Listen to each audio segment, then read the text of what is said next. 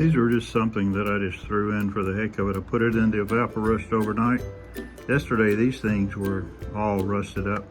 Some of them are still seized. I'm gonna put it back in there for a little while. They're all stuck together. See that big wad there? So, we'll get back to them in a minute. Well, I took all the blades out of this feeler gauge. You can see they're all dark from being in there and having the rust on them and being in the evaporust. But I took this one and I've got a buffer wheel, but I used it on this one and took it off really nice, and then I'll probably use something to buff it out a little bit so it'll shine a little bit better. But this one at least cleans these real well.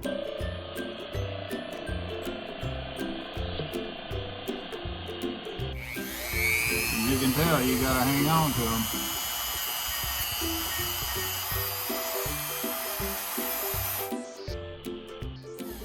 Well, as you can see, it does a fairly good job. Well, I'm gonna take these and do all the rest of them. I'm not gonna bore you with watching them. I'm gonna do the same thing. When we get back to the polishing part, I'll come back. Okay, these are the first three that we've done. You can tell they are pretty shiny. This is a 013,000. You can't really see it on here, but you can barely see it on that one. This one's an 032, but I will mark it somehow. So I'm going to keep on until I get the rest of them, and then we'll bring it back to you.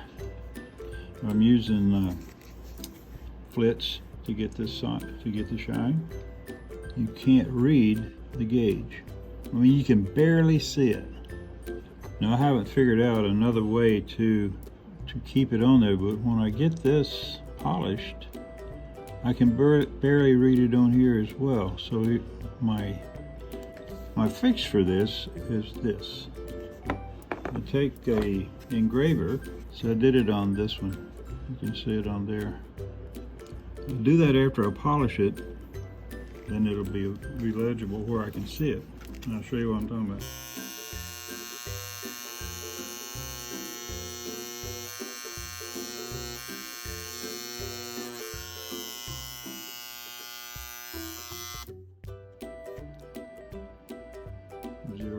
013, so that's very legible. So I'm thinking that's what I'm gonna have to do. And maybe I need to, instead of putting it up here, I'll put it down here on the bottom. Well, this is how far I've gotten so far. I screwed up a little bit on that one right there. But some of them I'm able to read. Well, actually, that's the only one that I can actually see really well. 028. So I went ahead and etched some in there as well. And I think that's the only thing that I can do. And because, like I said, when they're black like this, I can't see them. So anyway, I have to take the black off, and might as well let them look good when I do. And I think the etching will work out just fine, as long as you can read my writing. Well, you saw them all laid out there in their dirty form, so here they are all cleaned up. Well, I just went ahead and put the size on each one of them. So now we're going to put it back together and clean this up a little bit. Put it back together, and I think it'll be done. Well, let's put all these back together here. And first we gotta clean this up a little bit.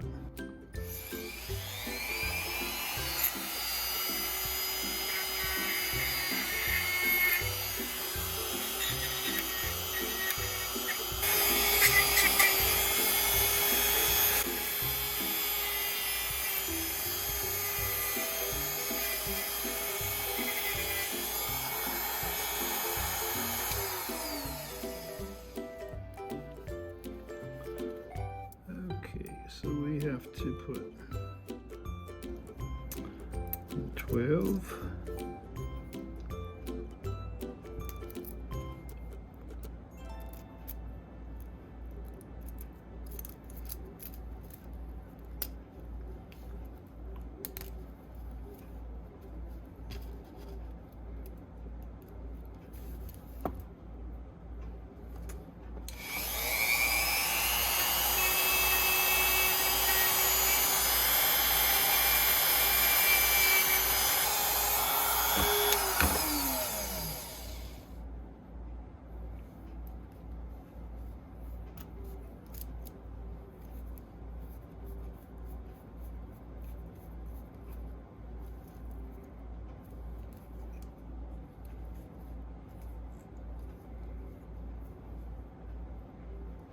Okay, so here we go.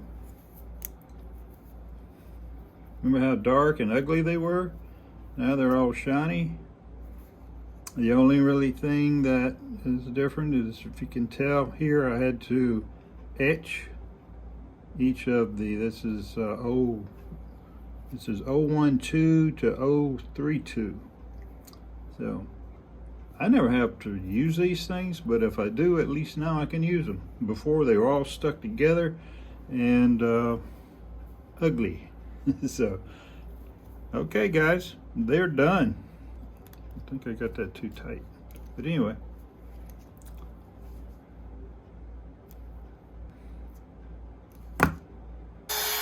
We'll take the wire wheel to these a little bit.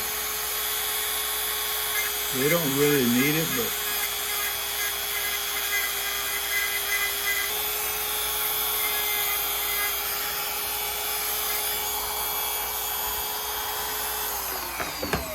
this is all plastic in here, and all of the numbers are on that, so I'll be able to tell what they are. And of course, this is your adjuster for your spark plug, or to get adjust the gap. And so we'll close that up, and we'll close these up. Tighten that up. And there you have it. They're all ready to go. If I ever need them, probably never will, but if I do, they're ready.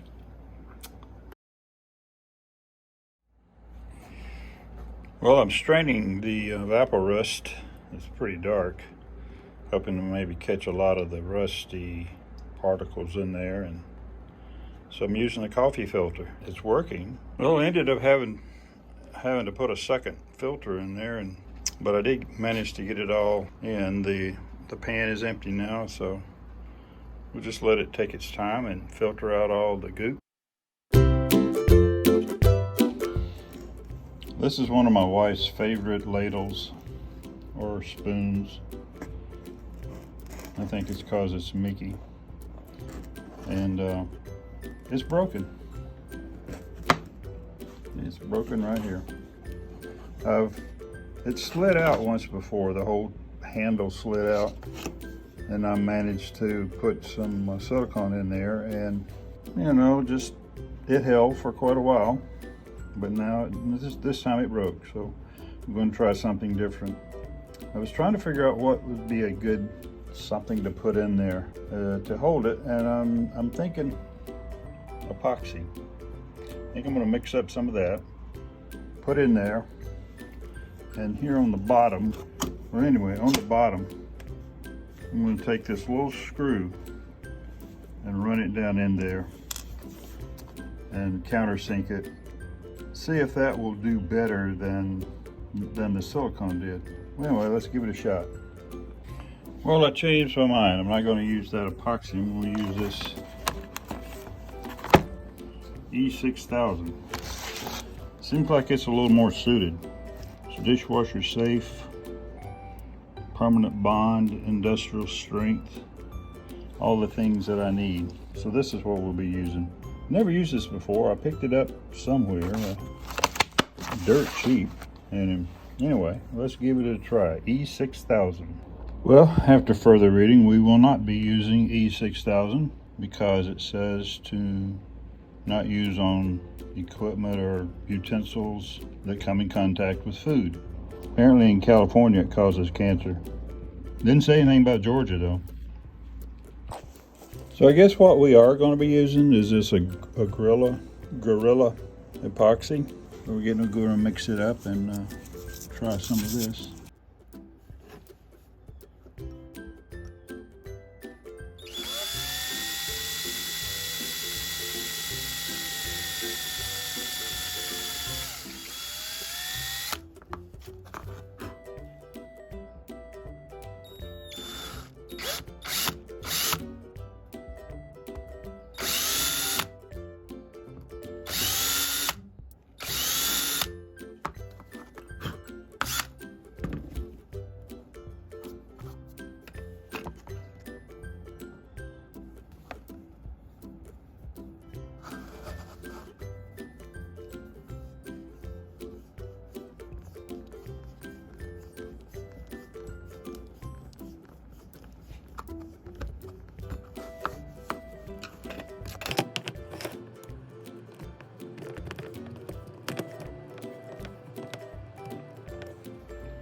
Well, here we are. The Mickey spoon is epoxied.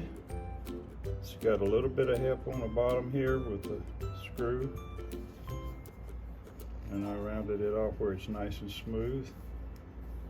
So let's see if this sucker goes in and gives us the surface it needs. Dipping the mashed potatoes and whatever else.